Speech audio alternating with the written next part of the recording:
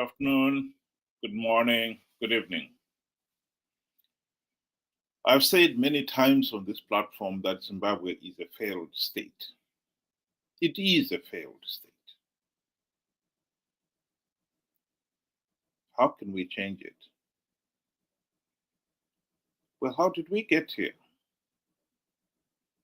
The truth of the matter is, for the last 45 years, since the country's independence in 1980, the country has been ruled by corrupt, incompetent, and murderous thugs.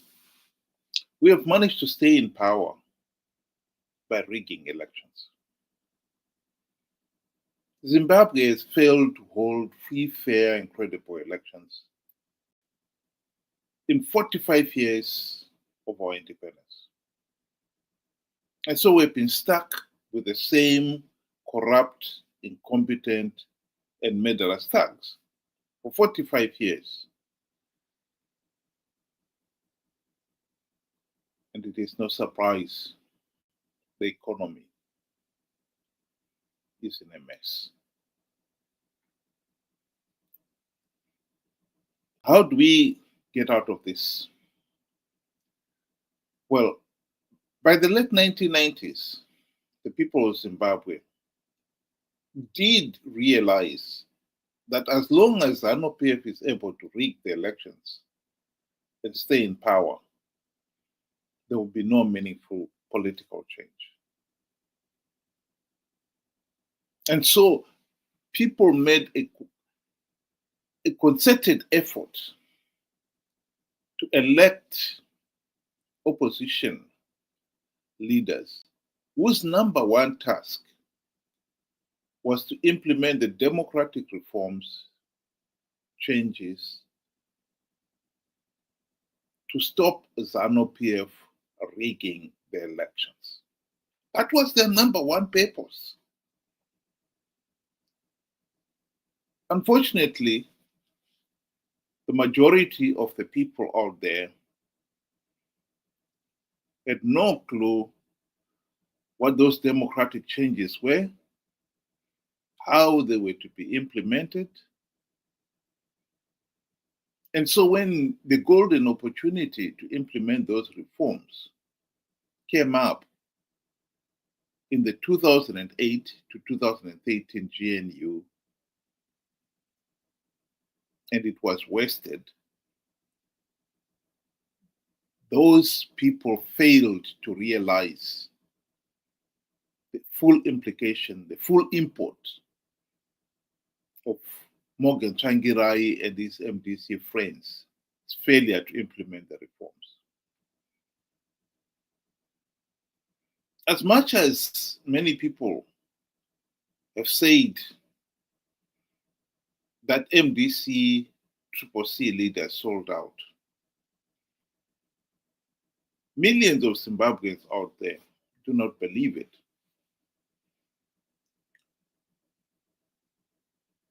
And the explanation is very simple. If these millions of people do not even know how the reforms, what the reforms were, much less how they were to be implemented, how can they then turn around and blame MDC leaders for failing to implement something that they don't even know? And so they've remained faithful to the MDC CCC leaders, even when they have failed.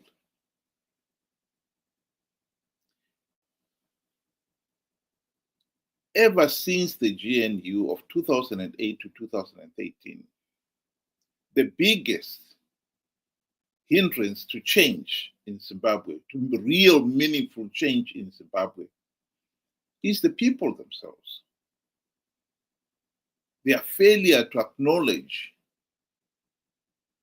that the MDC leadership have failed.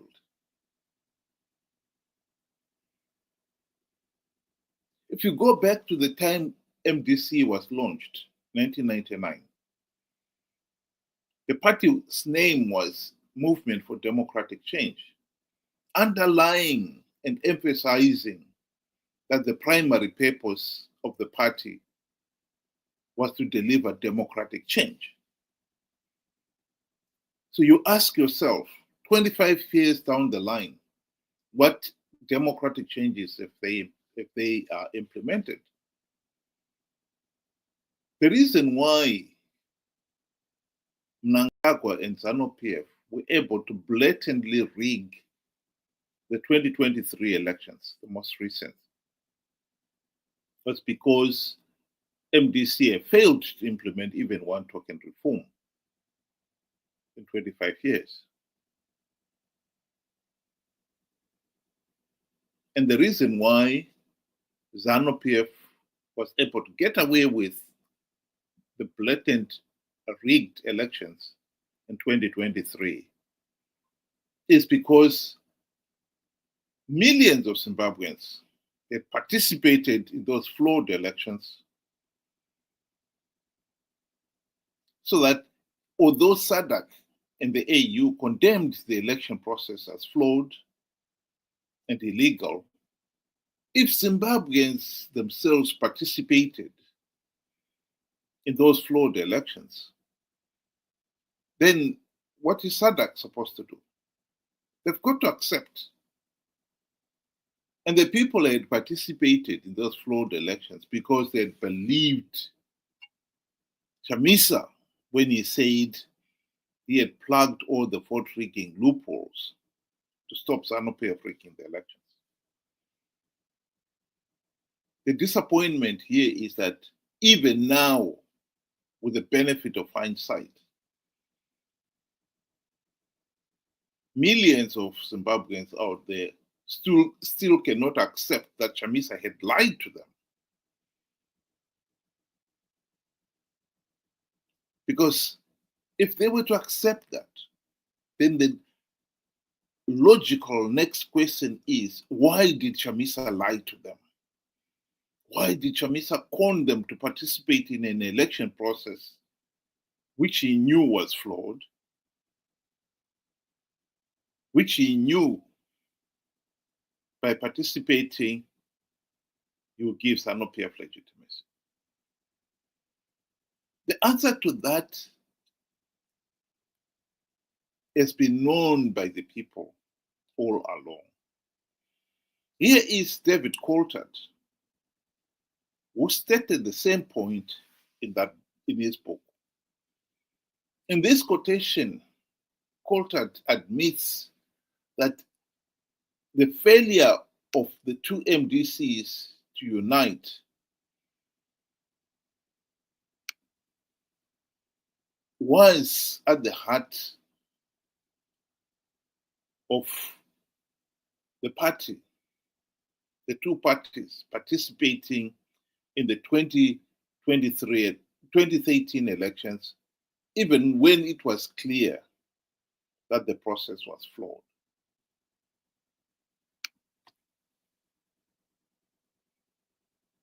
So they've been participating in these flawed elections because of greed.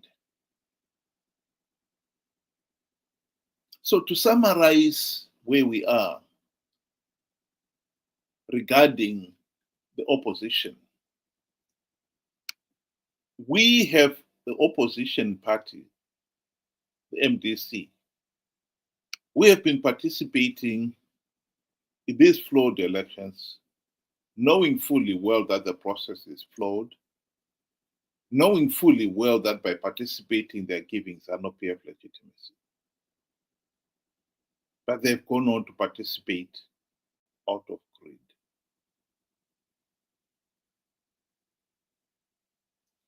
As much as the international community would like to help us, they cannot help us. If we keep participating in flawed elections, then knowing fully well that if we participate, we give the vote riggings Zanu PF legitimacy, then it is our fault.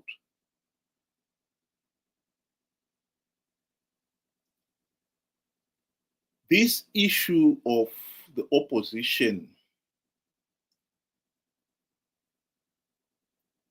becoming Zanu PF Team B, playing for Zanu PF Team A to win and to have legitimacy is at the heart of our political challenge today. As much as we would like to dodge the bullet, the truth of the matter is our failure to accept that we have an opposition that is no longer playing in the people's corner, fighting in the people's corner, is at the heart of how we progress from now on.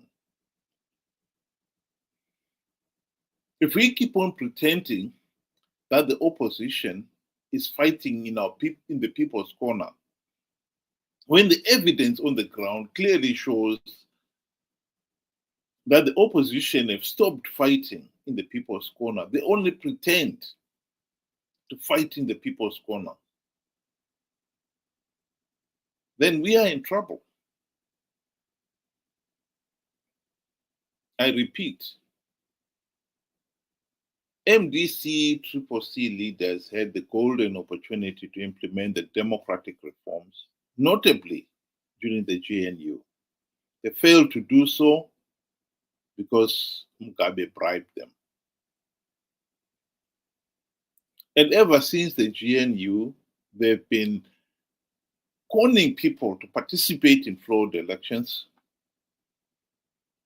knowing fully well that Zanu PF was rigging the elections. Knowing fully well that by participating, they'll be giving Zanu PF legitimacy. They've continued to do so out of greed.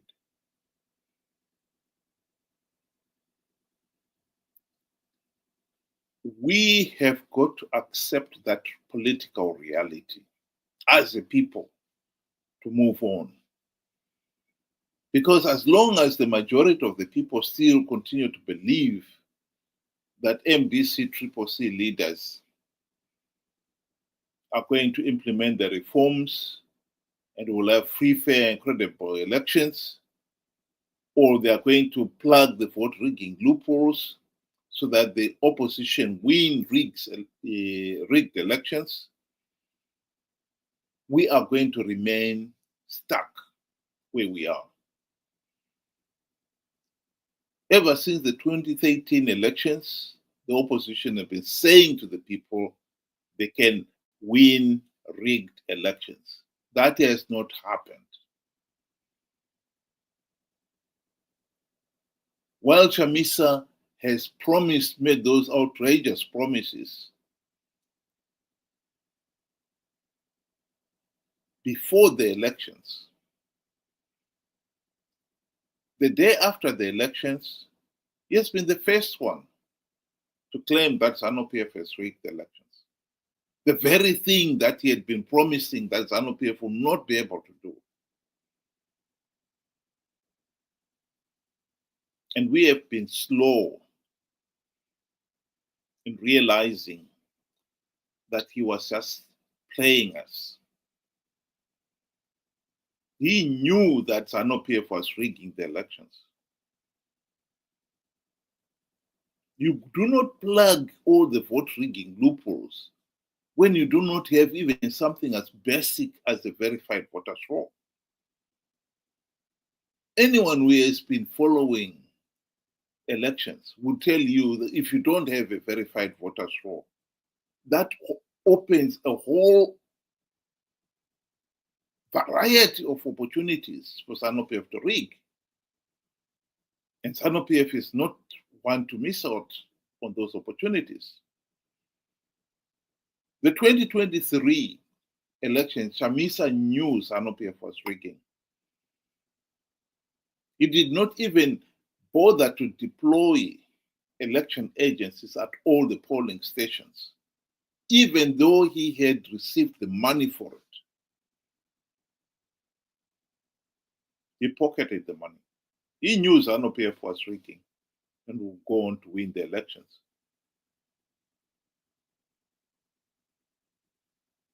The claim that he had plugged all the vote rigging loopholes was just to con people to participate.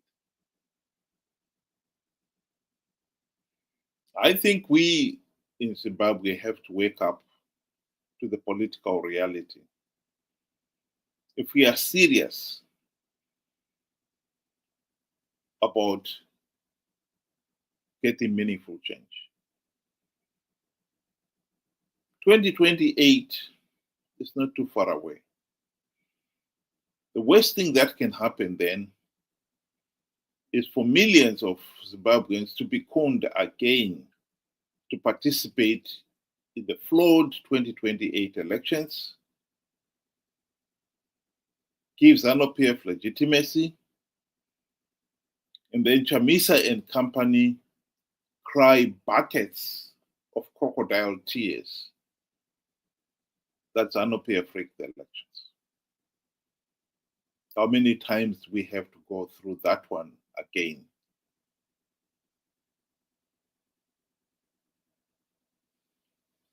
I'll just close by playing this video clip of Chamisa telling the people in 2023 that CCC was going to win big.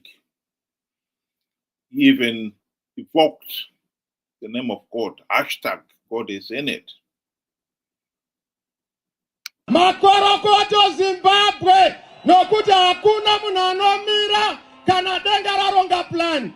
Denga raronga plan, denga harifo iri. Plan ya Mwari haifo iri. Ini ndatanga kugadzira cabinet. There is no way we are not going to form a new cabinet. There is no way we are not going to have a celebration. There is no way we are not going to have an inauguration. Let's start preparing for our inauguration. Let's start preparing for our celebration.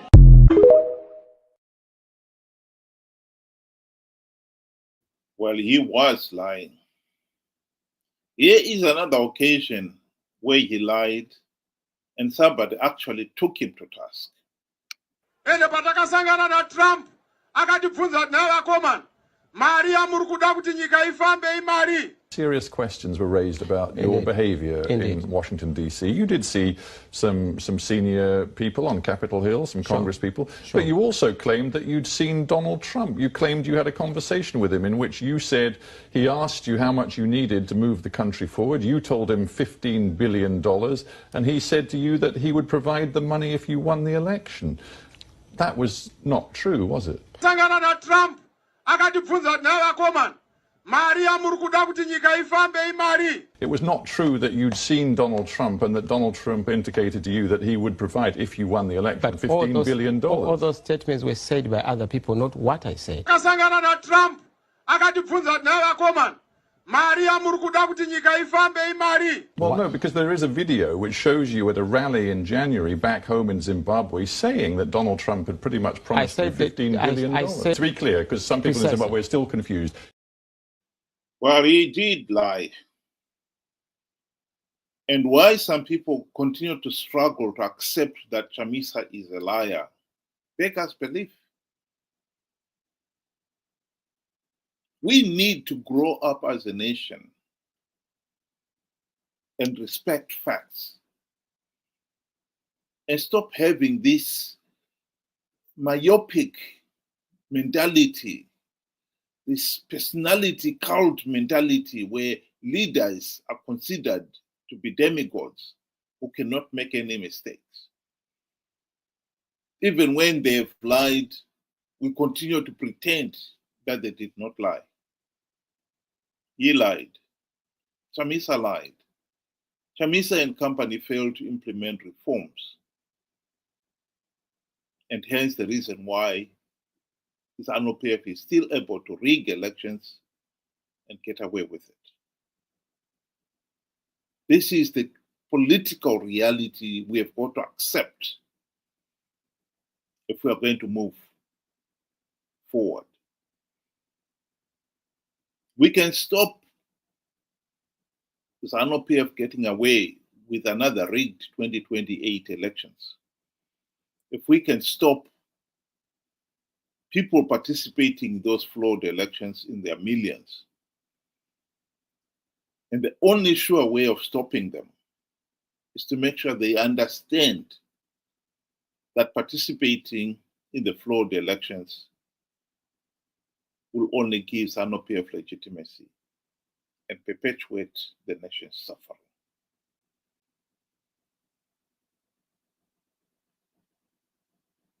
How anyone can continue to believe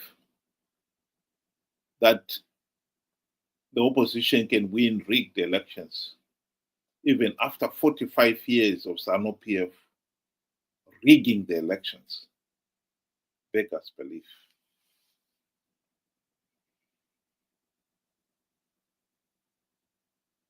Zimbabwe is a failed state, but we can stop it. We can stop the rot. If we start looking at facts and respecting the facts on the ground. And at the present moment, the single most important fact to accept is to accept that the opposition, MDC, CCC, are Zanu PF Team B in all but name, playing for Team A to win and for Team A to have political legitimacy. Why anyone would want to play a role in that beggars belief. Think about it. Thank you. Have a nice evening.